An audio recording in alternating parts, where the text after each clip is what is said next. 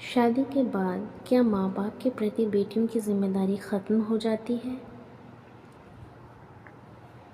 सोनल का रिश्ता तय हुआ और घर की बड़ी बेटी होने के कारण वो अच्छी पढ़ाई करके नौकरी कर रही थी।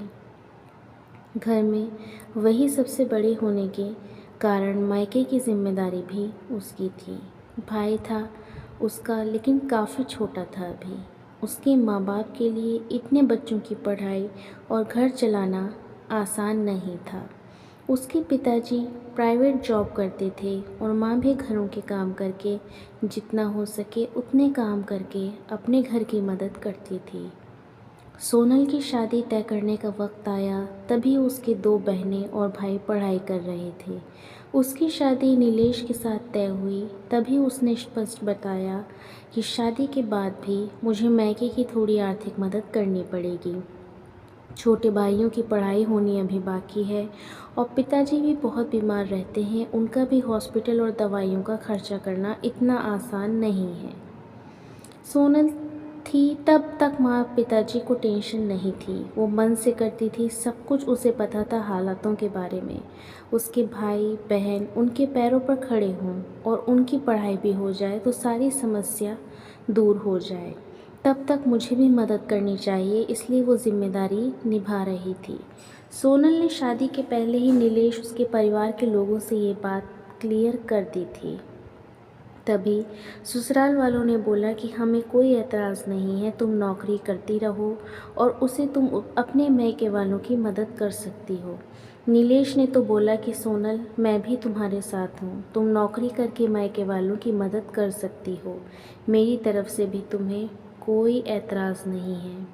कभी लगे तो मैं भी तुम्हारे भाइयों को और मायके वालों की मदद करूँगा, ये मेरा भी तो कर्तव्य है। हमारे दोनों फैमिली शादी के बाद मेरे लिए समान होंगी। ऐसे में दोनों परिवार की जिम्मेदारी निभाना मेरी भी होगी। तुम टेंशन मत लो। नीलेश के ये बोल सोनल को बहुत अच्छे लगे। मेरे होने वाले पति की सोच कितनी अच्छी है, कितना सोचते हैं मेरे मायके के लोगों के बारे में। वो भावुक हो गई उनके विचार सुनकर। थोड़े दिन बाद उनकी सगाई हो गई। सोनल ने मायके वालों ने सोनल की शादी सभी की उपस्थिति में की। हमारी बेटी को इतना अच्छा जीवन साथी मिला, ये देखकर सोनल के पिताजी खुश हो गए। सोनल ने शादी के पहले ही घर वालों को नीलेश के विचार बता दिए थे। उस वजह से घर वालों को लगता था कि सोनल नीलेश के साथ सुखी संसार कर सकती है। उसके ससुराल वाले भी अच्छे हैं। शादी के बाद सोनल घर और नौकरी की जिम्मेदारी अच्छे से निभा रही थी। इतना ही नहीं, नीलेश के आने जाने वाले मेहमानों का भी आदर सम्मान अच्छे से करती थी। हर एक जिम्मेदारी वो अच्छे से निभा रही थी। ससुराल और मायका दोनों फैमिली को वो समान ही मानती थी। ससुराल के लोगों को तो उसने अपना बना लिया था। सब अच्छा चल रहा था, पर नया नया ही सब अच्छा था। बाद में उनका असली रूप, नीलेश और उसके घर वालों का स्वभाव सोनल के सामने आया। वो कहावत है ना, हाथी के दांत खाने के अलग और दिखाने के अलग होते हैं। ऐसे लोग थे वो। सोनल ससुराल वालों को भी पैसे देती थी, बचत भी करती थी, खर्च भी करती थी। उसे भी समझता था कि अपने ही घर है ये। उसे सभी बातों की और जिम्मेदारियों का एहसास था, इसलिए खुद पर पैसे खर्च नहीं करती थी।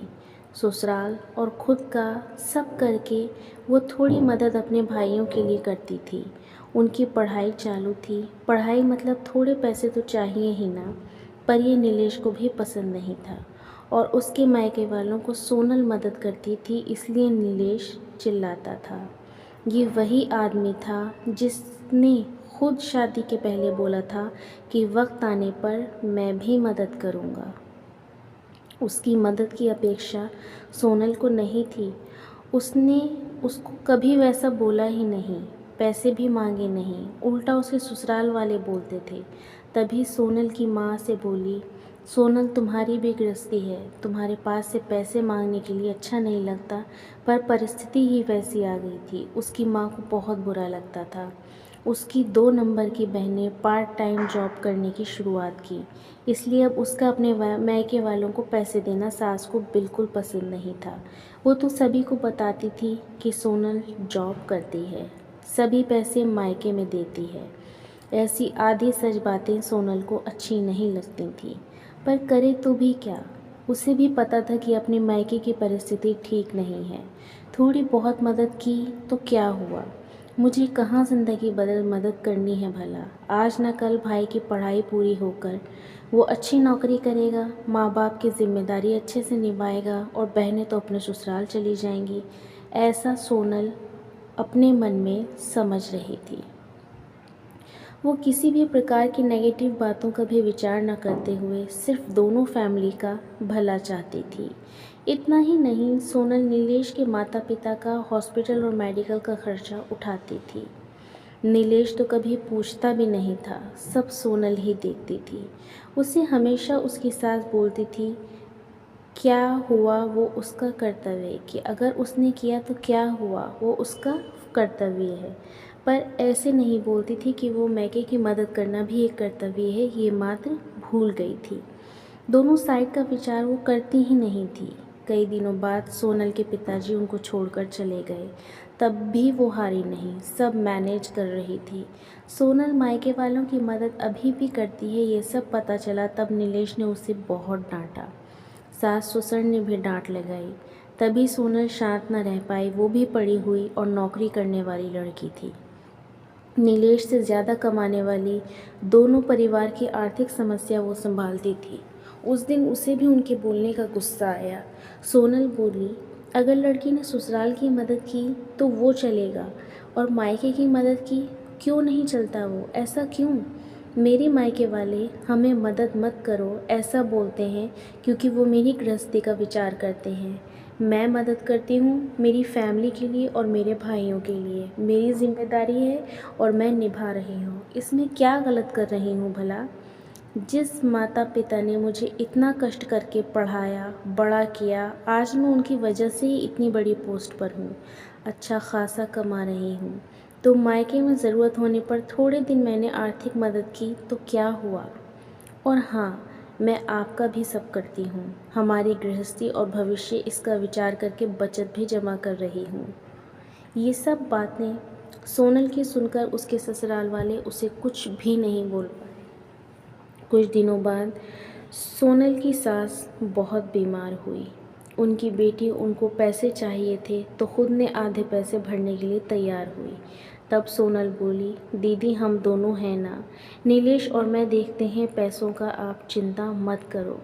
नबी नहीं भाभी, मेरा भी कर्तव्य है, वो मेरी माँ है।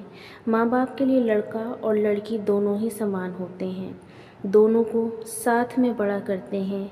पढ़ाई नौकरी उनकी ही वजह से पूरी होती है, तो ऐसे वक्त में मायके में लड़की ने मदद की तो क्या होगा। मैं भी जॉब करती हूँ, मेरी भी सेविंग है। अर्थात सोनल भी ऐसे ही विचारों की थी। अपनी बहन की बातें सुनकर नीलेश और उसके माँ बाप का सर शर्म से झुक गया। वो बोली, शादी होने के बाद भी मैका लड़की के लिए पराया नहीं होता। लड़की ने कभी तो मायके की भी जिम्मेदारी ली या अपने माता पिता के लिए कुछ ऐसा किया तो कुछ बिगड़ नहीं जाता। यही बात सोनल कितने दिनों से बोल रही थी, तभी उसकी सास को ये बात अच्छी नहीं लगती थी। यही बात बेटी ने बोली और उसने की हुई मदद। ये सब देखकर हमने सोनल के साथ अच्छा बर्ताव नहीं किया, उससे उसकी सास को बहुत पछतावा होने लगा। नीलेश को भी बहुत बुरा लगा। दोनों ने सोनल से माफ़ी मांगी क्योंकि उनको भी समझ में आया कि शादी होने के बाद भी लड़की की मायके की जिम्मेदारी कर्तव्य भूला नहीं जाता। वो खुद के पैर पे खड़ी होगी, नौकरी कर रही होगी और मायके की परिस्थिति अच्छी नहीं होगी।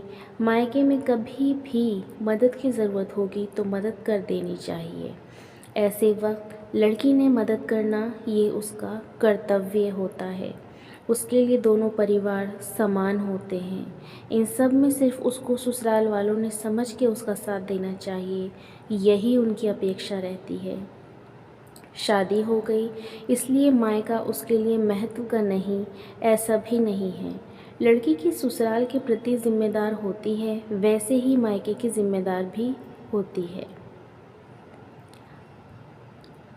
अगर आपको ये वीडियो पसंद आई दोस्तों, तो चैनल को सब्सक्राइब करना ना भूलें और वीडियो को ज़रूर लाइक करें।